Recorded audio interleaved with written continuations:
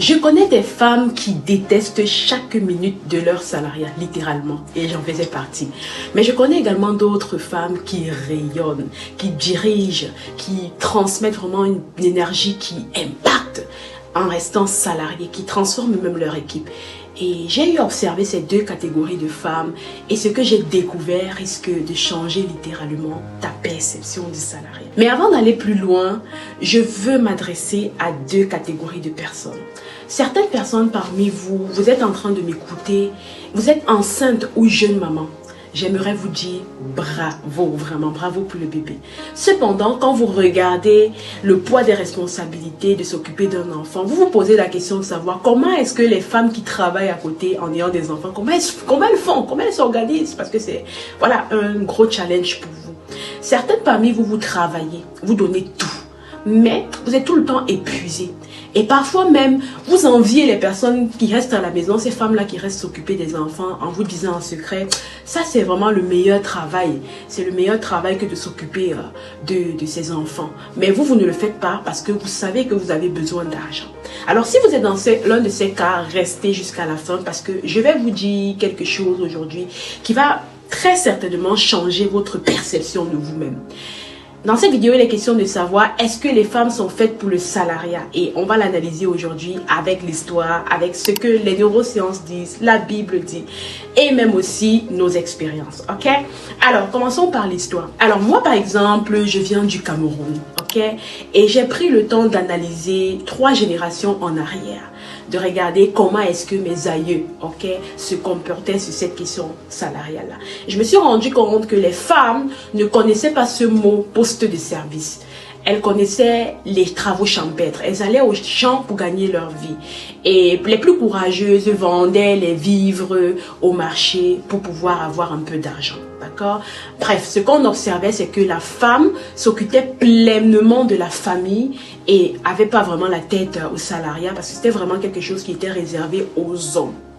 Mais à un moment donné, on a commencé à voir le potentiel de la femme et on s'est dit, mais pourquoi est-ce qu'on n'investit pas dans son éducation? Et on l'a envoyée à l'école. Sauf que cet investissement s'est transformé en attente. À un moment donné, on a commencé à dire, trouve un emploi, ramène-nous de l'argent à la fin du mois, change la vie de notre famille, de notre génération et tout ça.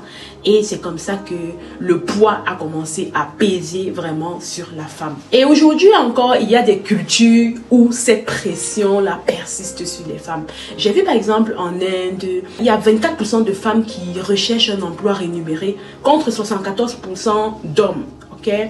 Et je me demandais pourquoi, mais je me suis rendu compte que la majorité du travail féminin là-bas est beaucoup familial. Il est réservé vraiment aux femmes. Les femmes sont beaucoup plus dans des travaux domestiques, des travaux vraiment de s'occuper de la maison et tout. Par contre, dans la culture occidentale, alors, on encourage beaucoup des femmes à faire comme l'homme, ok? À se comporter comme l'homme, à performer comme l'homme, à être autant ambitieuse que l'homme. Et c'est une bonne chose, personnellement, je trouve que c'est bien. Sauf que quand j'observe comment est-ce que la société va, je me rends compte que la notion de famille est en train de disparaître. Or, moi je pense que la famille, c'est vraiment le pilier de développement d'une nation. Parce que je me dis que si à un moment donné, on n'accouche plus, on va se retrouver là avec une génération vieillissante, avec des vieux. Je connais big up vraiment à toutes mes sœurs qui travaillent vraiment en Allemagne et qui s'occupent des vieux, d'accord? On sait à quel point ce n'est pas facile. Je pense que la jeunesse est le fer de lance de la nation et qu'une nation, elle a besoin de cette énergie de fraîcheur-là pour pouvoir avancer. Alors, ce que j'ai observé en Allemagne, lorsque j'ai quitté le Cameroun pour l'Allemagne il y a 14 ans, c'est que en 14 ans, j'ai vu deux profils de femmes, comme je disais tantôt. Il y avait des femmes qui s'épuisaient beaucoup au travail et j'ai vu celles qui rayonnent par contre. Et la différence n'était pas au niveau de leur diplôme ou bien de leur poste ou même de leur salaire, comme certains peuvent penser. La différence, c'était au niveau de leur posture salariale. Comment est-ce qu'elles se tenaient face au salariat? J'ai rencontré tellement de femmes en dépression en Allemagne. Des femmes qui avaient vraiment tout fait juste comme il faut en fait. Elles ont fait leurs études, trouvé un travail, fondé une famille. Mais quelque part, en cours de chemin, il ne restait plus de place pour les choses essentielles. Plus de temps pour eux, ni pour la famille. Et c'est comme ça que elles ont commencé à devenir l'ombre d'elles-mêmes. Et moi-même qui te parle, je suis passée par là parce que je n'ai pas été différente. Je me rappelle un moment où j'ai eu vraiment à prendre un arrêt maladie, juste pour m'écouter, juste pour prendre soin de moi, me retrouver, parce que mentalement, ça n'allait plus. C'est fou comme ça a été tellement difficile de le faire. Je culpabilisais même de le faire, parce que je me disais, non, on m'attend au travail, j'ai des choses à faire et tout. Et c'est ça vraiment avec la femme. On nous a appris à donner, à performer. On nous a appris à supporter, à tenir ferme. Mais personne ne nous a appris à nous arrêter. Personne ne nous a appris à nous reposer. Et quand j'ai fait ça, je me rappelle que j'ai commencé à me dire, waouh, j'aime la femme que je suis lorsque je prends soin de moi. J'aime la femme que je suis, l'épouse que je suis, la maman que je suis lorsque je fais attention à moi. Et l'énergie en fait avec laquelle je travaillais, je faisais les choses était simplement différente. J'ai envie de dire à une femme aujourd'hui, tu es précieuse. Ok, mais il faut que tu saches que tu n'es pas indispensable à ce monde. Tu n'es pas indispensable pour les autres. Si tu n'es pas là, ils vont réussir à vivre. Tu es indispensable pour toi-même. Alors, prends soin de toi. Maintenant, avant d'aller plus loin, j'aimerais bien que tu me dises en commentaire, qu'est-ce que toi tu en penses? Qu'est-ce que tu penses en général du salariat? Donc, on va commencer même par définir c'est quoi même le salariat. Le salariat, c'est le fait d'être employé dans une entreprise en échange d'un salaire rémunéré à la fin du mois, d'accord? Ou alors des semaines dépendant vraiment. Et lorsqu'on parle de faire carrière, c'est de progresser dans ce système-là, de gravir des échelons, d'avoir des responsabilités et tout, et d'être vraiment récompensé à un moment donné par notre travail. Donc, on va un peu voir qu'est-ce que la Bible dit véritablement sur le sujet. Quand je regardais un peu ça, j'entendais, il y a certaines femmes me disent, mais Freddy, la Bible ne dit pas tel que la femme doit rester à la maison, la femme doit s'occuper de la maison et tout. Non, la Bible ne dit pas ça. La Bible n'empêche pas à la femme de travailler. Donc, allez travailler. La preuve vraiment la plus belle, c'est la femme du Proverbe 31. J'aimerais t'inviter vraiment à lire ce proverbe-là, c'est puissant. Et il parle vraiment d'une femme qui se lève à l'aube pour nourrir sa maison. D'une femme qui pense à un champ et elle l'acquiert. D'une femme qui, du fruit de ses mains, et du produit de ses mains, elle plante une vigne, ok? D'une femme qui se rit de l'avenir, qui fait du commerce, qui fait des choses et elle vend. Donc on voit vraiment une femme active, une femme à l'œuvre, d'accord? Et ce qui me marque vraiment dans ce proverbe, ce n'est pas une femme qui subit en fait. C'est pas une femme qui a peur de l'avenir. C'est vraiment une femme qui a une certaine posture.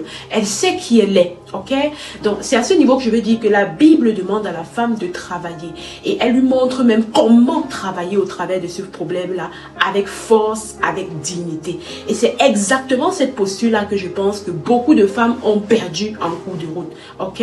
Beaucoup de femmes ont perdu cela dans le salariat parce qu'elles n'ont pas bien compris la notion de salariat. Il y a également une théorie que j'aime enseigner en coaching et je pense que cette théorie de la neuroscience répond bien à ce phénomène. C'est vraiment la synergie du yin et du yang. Alors le monde, je crois qu'il fonctionne avec cette synergie des deux énergies. Le yin, c'est l'énergie féminine et le yang, l'énergie masculine. Et la femme, elle a beaucoup plus de yin que de yang et l'homme a beaucoup plus de yang que de yin. Et le salariat dans sa structure est un monde de yang. C'est un monde de doing, de performance. Il répond beaucoup à l'énergie masculine. Là, il faut prouver, d'accord? Il faut faire des tâches et montrer qu'on a accompli quelque chose et tout. C'est vrai, il y a aussi des tâches comme la planification, il y a des tâches comme l'organisation, mais dans l'ensemble, le monde salarial est beaucoup plus orienté performance, beaucoup plus orienté doing, faire. Ok? Et ma question vraiment, c'était de savoir, est-ce que la femme véritablement est faite pour ça?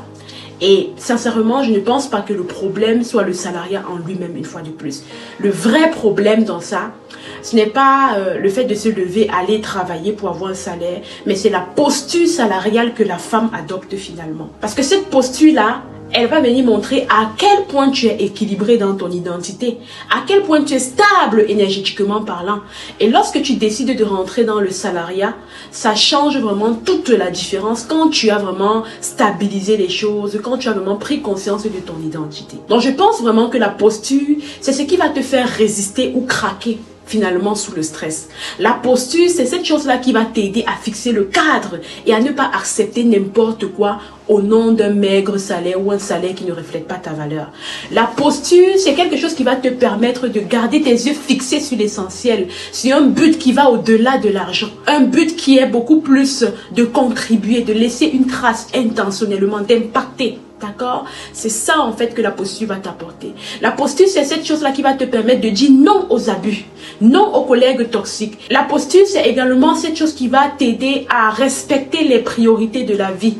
Lorsqu'il s'agit de prendre soin de toi, tu prends soin de toi au lieu de courir pour faire plaisir à un patron qui ne va pas hésiter à te licencier dès qu'il aura l'occasion. La posture également, c'est quelque chose qui va t'aider vraiment à mettre ton emploi en stand-by pour prendre soin de tes enfants, de ta famille, parce que tu remarques qu'ils ont réellement besoin de toi. La posture également, c'est quelque chose qui va t'amener à travailler même en temps partiel ou même à mettre stop à ce travail-là au lieu de t'épuiser vite. Parce que même si tu veux faire le salariat, je vais te dire aujourd'hui que ce n'est pas un sprint, c'est un marathon. Okay? Si tu veux gravir des échelons et laisser un réel impact, il faut que tu préserves ton énergie.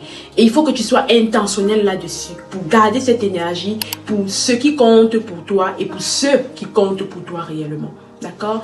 Au final, je pense vraiment que tout est une histoire de posture. Et une fois de plus, c'est ça mon combat sur cette chaîne.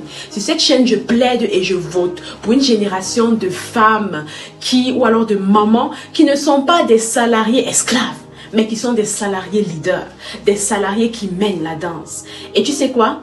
Cette posture-là dont je te parle, je ne l'ai pas inventée, je l'ai vécue. Je l'ai expérimenté pendant près de 10 années. Et j'ai fait des erreurs pendant ce temps. J'ai pris des arrêts maladie comme je te racontais tantôt. J'ai culpabilisé, mais j'ai appris beaucoup de choses précieuses qui vont te garder stable, émotionnellement, spirituellement. Et tout ce package-là, je l'ai mis dans un livre intitulé « Ma maison, ma première entreprise ». Parce que j'ai compris une chose, c'est que avant de changer ta posture au travail, tu dois d'abord changer cette posture-là chez toi, en toi.